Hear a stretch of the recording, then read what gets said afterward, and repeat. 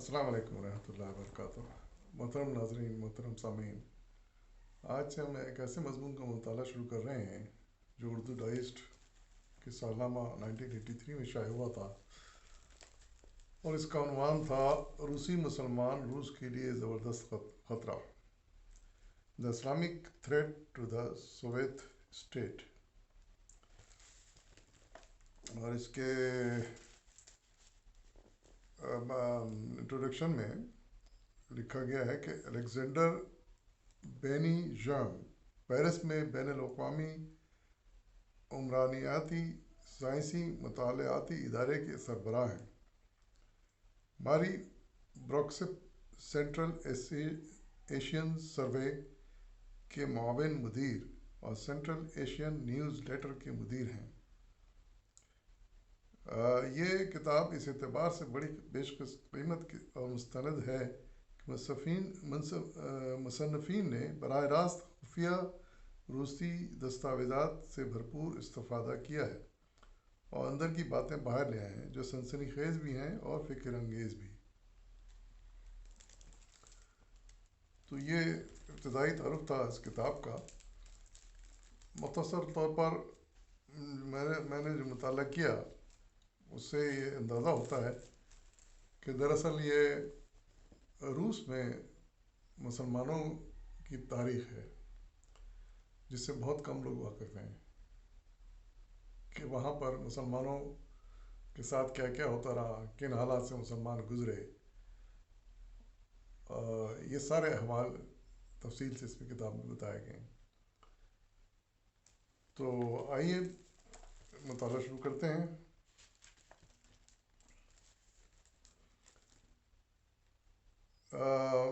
مصنف لکھتے ہیں کہ جب آپ یہ مضمون پڑھ رہے ہوں گے اس وقت سوویت یونین میں مسلمانوں کی آبادی 5 کروڑ کے لگ بھگ ہو چکی ہوگی۔ مسلم آبادی کے اعتبار سے روس انڈونیشیا، پاکستان، بھارت اور بنگلہ دیش کے بعد 5واں ایسا ملک ہے جہاں مسلمان بہت بڑی اکثریت میں رہتے ہیں۔ روس میں مسلمانوں کی آمد، حکومت اور اپنے آپ کو زندہ رکھنے کی داستان بڑی طویل اور بے حد ولولہ انگیز ہے۔ روسی مسلمان اپنی بقا کے لیے صدیوں سے جنگ لڑ رہے ہیں اور حوادث عالم اور حکومتوں کے جبر تشدد کے باوجود بحیثیت قوم اپنے آپ کو زندہ رکھے ہوئے ہیں۔ 1917 کے اشتراکی انقلاب یعنی کمیونسٹ ریولوشن کے بعد الحاد کا دور شروع ہوا، یعنی بے دینی شروع ہو گئی۔ وہاں پر جب کمیونزم آیا تو پھر دین سے لوگوں کی توجہ ہٹ گئی اور دین سے لوگ بیزارگی کا مظاہرہ کرنے لگے۔ الحاد یعنی کا دور شروع ہوا جس میں ملحد یعنی کوئی مذہب نہیں جن کا۔ اس کے باوجود روس میں جو سروے ہوئے ہیں ان سے پتہ چلتا ہے کہ عظیم روسی انقلاب اور عظیم اشتراکی فلسفہ جبر کی چکی میں پسنے والے مسلمانوں کا کچھ زیادہ نہ بگاڑ سکا۔ مسلمانوں میں صرف 20% ایسے لوگ ہیں جو خدا کے وجود سے منکر ہو چکے ہیں۔ یعنی پوری کوشش کی گئی، کمیونسٹوں نے پوری کوشش کی۔ کمیونسٹوں کا ہم جانتے ہیں کہ ان کا عقیدہ ہے کہ خدا کوئی چیز نہیں ہے، سب کچھ یہ دنیا ہے، ہمیں اسی کے لیے کرنا ہے، جو کچھ کرنا ہے اسی میں کرنا ہے۔ تو وہ کافی مسلمانوں کو انہوں نے کنورٹ بھی کر لیا، اس میں عیسائی بہت سے کنورٹ ہو گئے، کمیونسٹ ہو گئے، ملحد ہو گئے، یعنی بے دین جسے کہتے ہیں۔ تو لیکن مسلمان صرف یعنی 20% کنورٹ ہو سکے، 80% مسلمان پھر بھی اپنے دین پر، مذہب پہ یعنی اسلام پر جمے رہے۔ روس میں آباد مسلمانوں کی 95 سے 99% آبادی اپنی زندگی مسلمانوں کے رسم و رواج کے مطابق بسر کرتی ہے۔ بچوں کے ختنے کیے جاتے ہیں، ان کی شادیاں مذہبی رسوم کے عین مطابق ہوتی ہیں اور مسلمانوں کی طرح جیتے اور مرتے ہیں۔ مسلمانوں نے روس میں ایک طویل زندگی بسر کی ہے۔ یہ طویل تاریخ انہوں نے اپنے دین اور عقیدے سے تحریر کی ہے۔ روس کے ساتھ مسلمانوں کے روابط کا آغاز 9ویں صدی عیسوی میں ہوتا ہے۔ روس میں جو لوگ آباد تھے ان کا سابقہ مسلمانوں سے 9ویں صدی عیسوی میں پڑھنا شروع ہوا۔ یہ وہ دور ہے جب صحیح معنوں میں اسلامی تہذیب دنیا کی سب سے بڑی تہذیب تھی. عروج تھا اس وقت مسلمانوں کا. غالباً اس وقت عباسی حکومت حکمران ہوتے تھے عرب میں، اور مسلمانوں کی سلطنت ایک طویل علاقے تک پھیلی ہوئی تھی. اسلام کافی دور دور تک پہنچ گیا تھا. اسی وقت پھر ان کا سابقہ روسیوں سے بھی ہوا مسلمانوں کا.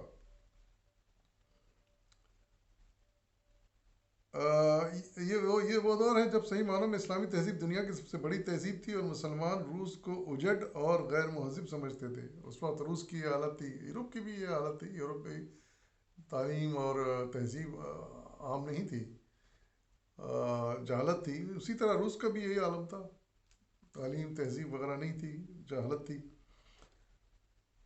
اور روس کے باشندے مسلمانوں کو وحشی قرار دیتے تھے. اور روس کے باشندے مسلمانوں کو یہ سمجھتے تھے کہ یہ آتے ہیں، حملے کرتے ہیں اور فتح کر لیتے ہیں، اس لیے ان کو وحشی وہ سمجھتے تھے. بحر کیسپین کے ساتھ ساتھ مسلمانوں اور روسیوں کی سرحدیں ملتی تھیں. کیسپین سی جو ہے اس کے ایک طرف روس تھا اور ایک طرف مسلم مملکتیں تھیں، حکومتیں تھیں. نشیبی والگا، شمالی کاکیشین پہاڑی علاقہ اور سیر دریا تک مسلمانوں کی اکثریت تھی. روسی انہیں شک و شبہ کی نگاہ سے دیکھتے اور ختم کرنے کا ارادہ رکھتے تھے. یعنی وہ دیکھ رہے تھے کہ یہ بڑھتے چلے آ رہے ہیں، دنیا میں مختلف علاقوں پر قبضہ کرتے چلے آ رہے ہیں اور اپنے دین کو پھیلاتے چلے آ رہے ہیں، تو وہ اس کو پسند نہیں، اچھا نہیں سمجھتے تھے روسی، اور ان کو روکنے کا ارادہ رکھتے تھے. مسلمانوں نے اس علاقے میں جو حکومت قائم کر رکھی تھی اسے خزار سلطنت کے نام سے شہرت ملی تھی، جس کے متعلق 1850 میں ایک روسی مورخ گریگوریف نے لکھا تھا. روسی مورخ جو ہسٹورین ہے اس کا الفاظ ہیں: اس وقت یورپ میں بدامنی، انتشار اور باہمی لڑائی جھگڑوں نے نظم و نسق اور امن و امان کو تباہ کر رکھا تھا، لیکن خزار سلطنت امن و امان کی اور قانون کی آماجگاہ تھی. مسلمانوں میں مذہبی بردباری اور تحمل کی فراوانی تھی. اس وقت ظلمت میں ڈوبے ہوئے یورپ میں اگر کوئی منور خطہ تھا تو خزار سلطنت ہی تھا. اندازہ لگائیے کہ روسی ہسٹورین ہے گریگوریف، اس نے تعریفی الفاظ لکھے ہیں مسلمانوں کے بارے میں. 10ویں صدی عیسوی میں اسلام داغستان اور مشرقی ٹرانس کاکیشیا کے علاقوں تک پھیل گیا. مسلمانوں نے اس زمانے میں سیر دریا کے جنوب کا ترکستانی علاقہ اور بلغار کی سلطنت فتح کر لی تھی. یعنی ترکمنستان اور بلغاریہ فتح کر لیا تھا انہوں نے، اور دنیا کے دوسرے علاقوں میں مسلمان بڑھتے چلے جا رہے تھے، پھیلتے چلے جا رہے تھے. 10ویں اور 11ویں صدی میں روسی کچھ مہذب ہوئے اور عیسائیت قبول کرتے چلے گئے. اس زمانے میں مسلمانوں کے ساتھ خاصے اچھے تجارتی اور ثقافتی تعلقات قائم ہوئے. ترکوں اور خیوا کے حکمرانوں کے درمیان کئی شادیاں بھی ہوئیں. انہی دنوں روسی زبان اور روسی خطوں میں متعدد عربی الفاظ کا اضافہ ہوا اور وہ عام بول چال میں استعمال ہونے لگے. چوگان، سرائے، تحریم، خرام، میگزین وغیرہ جیسے انگنت الفاظ مختلف زبانوں سے روسی زبان میں شامل ہوئے. 10ویں صدی یعنی تعلقات تو شروع ہو گئے تھے 9ویں صدی عیسوی سے، لیکن 10ویں صدی عیسوی میں آ کے اسلام کافی علاقوں میں پھیل چکا تھا. تو پھر ان سے 10ویں اور 11ویں صدی میں روسی بھی کچھ مہذب ہو گئے اور انہوں نے اچھے تعلقات قائم کرنا شروع کر دیے تھے، عیسائی ریاستوں سے بھی اور مسلمان ریاستوں سے بھی.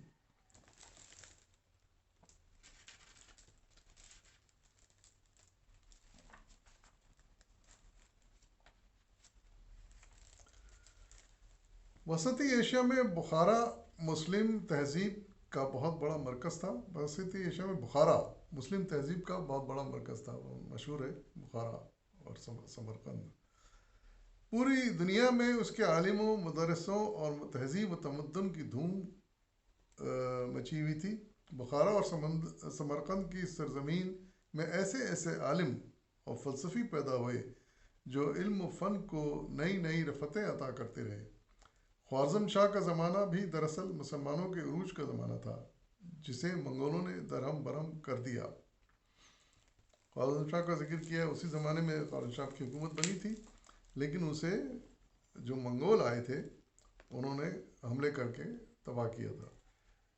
چنگیز خان اسی زمانے میں ساری دنیا کو تخت و تاراج اور فتح کرنے نکلا۔ منگلوں نے ایران اور چین مکمل طور پر فتح کر لیے۔ 3 صدیوں تک روس اور گرد و نواح کے مسلمان سلطنتیں اور علاقے منگلوں کے ظلم و تشدد کا شکار ہوتے رہے۔ ایک کے بعد دوسرا منگول حکمران اور حملہ آور ان علاقوں میں دندناتا رہا۔ وہ آہستہ آہستہ ان علاقوں کی تہذیب و مذاہب میں جذب ہونے لگے جن کو انہوں نے فتح کیا تھا۔ روس کے تاتاری منگول نسل سے تعلق رکھتے تھے۔ انہوں نے اسلام بھی قبول کیا اور عیسائیت بھی اختیار کی۔ یہ منگول جو تھے پھر پھیلتے چلے گئے اور کئی علاقوں میں انہوں نے مسلمانوں سے پھر چھین لیے اور فتح کر لیے، اور ظلم و تشدد بھی کرتے تھے۔ بالکل ہی جاہل تھے، وہ جٹ تھے، بہت ظلم ستم کرتے تھے۔ جن علاقوں کو فتح کر لیتے تھے وہاں تو بڑی تباہی مچاتے تھے۔ تو لیکن پھر آہستہ آہستہ وہ ان مسلمان علاقوں کی تہذیب میں کو اپناتے گئے، ان کے طور طریقے، یعنی پھر دین بھی انہوں نے اپنایا، اسلام بھی اپنایا۔ آہستہ آہستہ ایک وقت وہ بھی آیا کہ وہ پھر مسلمان ہونے لگے اور ان کو تہذیب تمدن میں حصے دار بن گئے وہ بھی۔ اور انہوں نے عیسائیت بھی قبول کی تھی، لیکن زیادہ منگولوں نے اسلام قبول کر لیا تھا۔ منگولوں کے اقتدار کے بعد روسیوں اور مسلمانوں میں جو تعلقات قائم ہوئے، ان کی نوعیت نو آبادی نظام کے تحت زندگی بسر کرنے والے مقامی لوگوں اور آقاؤں کے تعلقات سے بہت مختلف تھی۔ روسی خطے میں بسنے والے مسلمانوں کی طاقت گھٹ چکی تھی اور ان کی حکومتیں مٹ رہی تھیں۔ اس کے باوجود اس علاقے کے مسلمان کسی طرح احساس کمتری میں مبتلا نہ ہوئے اور روسیوں کو اپنا آقا اور حکمران تسلیم کرنے سے انکار کرتے رہے۔ تو اس میں روس کے تاتار بھی شامل تھے، جو کہ منگول نسل سے تعلق رکھتے تھے، منگول نسل سے تعلق رکھتے تھے، اور منگولیا سے بھی براہ راست وہ آئے تھے چنگیز خان کی سرکردگی میں۔ تو لیکن مسلمان ان سے بالکل دبے نہیں، اور بلکہ ان کو انہوں نے قائل کر لیا اور اپنی تہذیب اور اپنے مذہب میں شامل کر لیا منگولوں کو۔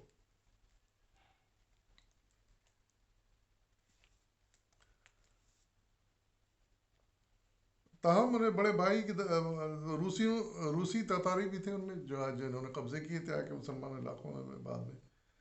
تو لیکن مسلمان انہیں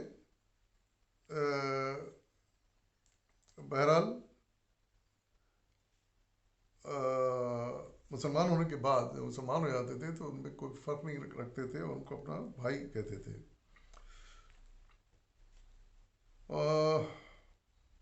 ایاز اسحاقی انقلاب روس سے پہلے ایک بڑے مسلمان مورخ تھے۔ انہوں نے اس دور کی تاریخ قلم بند کی ہے اور انقلاب روس سے کچھ پہلے کے مسلمانوں کا ذکر کرتے ہوئے ایک سوال پوچھا ہے: آخر یہ کیسے ممکن ہوا کہ ہم ان کے غلام بن گئے جو کبھی ہمارے غلام تھے؟ حقیقت یہ ہے کہ صدیوں تک روس میں جو بڑا بھائی تھا اپنے چھوٹے بھائی مسلمانوں کے سامنے دبا رہا، یعنی وہ روسی اپنے آپ کو بڑا بھائی کہتے تھے۔ جب تعلقات اچھے بھی ہوئے تب بھی وہ اس غرور میں مبتلا تھے کہ ہم بڑے ہیں، یہ چھوٹے ہیں۔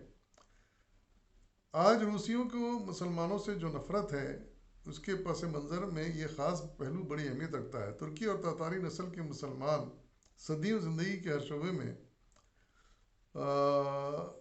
ان سے آگے رہے تھے۔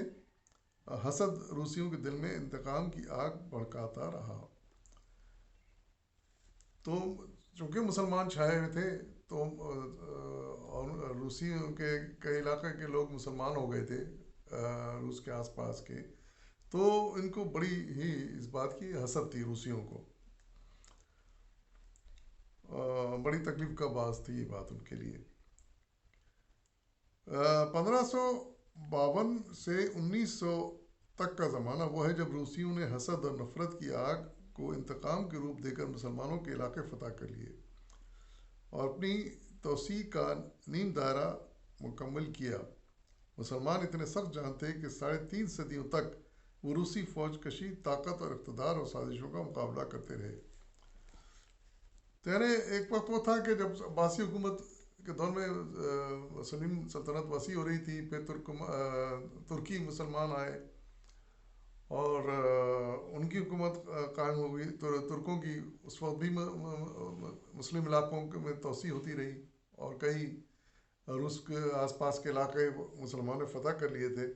تو اس بات کی روسیوں کو سخت تکلیف تھی اور وہ مسلمانوں سے اس بات کا بدلہ لینا چاہتے ہیں کہ ہمارے علاقوں پہ انہوں نے کیسے قبضہ کر لیا، ہمارے لوگوں کو انہوں نے مسلمان بنا لیا، تو اس بات کی انہیں تکلیف تھی۔ تو پھر 1552 سے لے کر 1900 تک کا زمانہ ہے کہ جب پھر روسی نے انتقام لینا شروع کیا اور لیتے رہے، مسلمانوں پر جہاں موقع ملتا حملہ کرتے، جہاں موقع ملتا ان کے علاقوں میں قبضہ کرتے، اور بڑے ظالم تھے۔ اگر ان کے ساتھ جو تاتاری بھی ملے ہوئے تھے تو وہ بھی ظالم فطرت کے لوگ تھے، تو یہ ظلم کی ہر لحاظ سے پھر مسلمانوں پر انتہا ہو گئی تھی۔ لیکن مسلمان بڑے سخت جان تھے، وہ سب کچھ برداشت کرتے رہے، لیکن انہوں نے اپنا دین کسی حال میں نہیں چھوڑا، دین پہ قائم رہے۔ روسی حکمرانوں میں صفاک آیون کا بڑا شعرا ہے۔ یہ وہ حکمران تھا جس نے روسی سلطنت کی توسیع اور اقتدار کی ہوس میں اپنا بیٹا بھی قتل کر دیا تھا۔ وہ کٹر عیسائی تھا، اس کے باوجود سمجھتا تھا کہ جو مسلمان علاقے اس نے فتح کیے ہیں وہاں مسلمانوں کو مذہبی آزادی حاصل ہونی چاہیے۔ اس نے مفتوحہ مسلم علاقوں میں جو مذہبی مولق اور فوجی افسر بھیجے، انہیں خاص طور پر مسلمانوں کے مذہبی معاملات میں دخل نہ کرنے کی ہدایت جاری کی۔ حالانکہ وہ مطلب ایک صفاق قسم کا حکمران تھا اور کٹر عیسائی تھا، لیکن پھر بھی مسلمانوں کے ساتھ اتنی رعایت اس نے کی کہ وہاں پر کوئی زبردستی اور ان کو کنورٹ کرنا نہیں چاہا مسلمانوں کو، اور ان کے معاملات میں، مسلمانوں کے معاملات میں اپنے لوگوں کو مداخلت سے روکا۔ جس زمانے میں روس کے زار مسلمانوں کی سلطنتیں اور حکومتیں ہڑپ کر رہے تھے، اسی عہد میں روسی حکومتیں عثمانی، ترکوں اور ایران کے صفوی خاندان کے بادشاہوں سے تعلقات بھی قائم کیے۔ پھر آہستہ آہستہ پھر انہوں نے پھر دوبارہ مسلمانوں کے ساتھ تعلقات اچھے کرنے شروع کیے، جس میں عثمانی، ترکی سلطنت عثمانیہ سے بھی کی انہوں نے، اور ایران کے صفوی خاندان سے بھی تعلقات قائم کرنے شروع کیے انہوں نے۔ عثمانی، ترکوں اور ایران کے صفوی حکمرانوں کی اجازت سے روس کے ساتھ عام تجارت شروع ہو گئی۔ عالم اسلام کے کسی بھی حکمران نے روسی خطے میں مسلمان حکومتوں کی تباہی روکنے کی فکر نہ کی۔ یعنی ادھر تجارتی تعلقات قائم ہو گئے، لیکن روسی خطے میں جو مسلمانوں پر ظلم ہو رہا تھا اندر ان کے، باہر تو وہ تجارتی تعلقات قائم کر رہے تھے، لیکن اندر ان کے بہرحال ظلم چل رہا تھا مسلمانوں کے ساتھ، تو اس کی فکر اس وقت حکمرانوں نے نہ کی۔ صفاک آئیون کی موت کے وقت 1554 عیسوی میں جو 1554 عیسوی میں واقع ہوئی، وسطی والگا، نشیبی والگا اور مغربی سائبیریا کے علاقے ہمیشہ کے لیے مسلمانوں کے ہاتھ سے نکل چکے تھے۔ تو یہ صفاک آئیون جو تھا روسی حکمران، کمیونسٹ تھا، وہ عیسائی تھا، کٹر عیسائی تھا، تو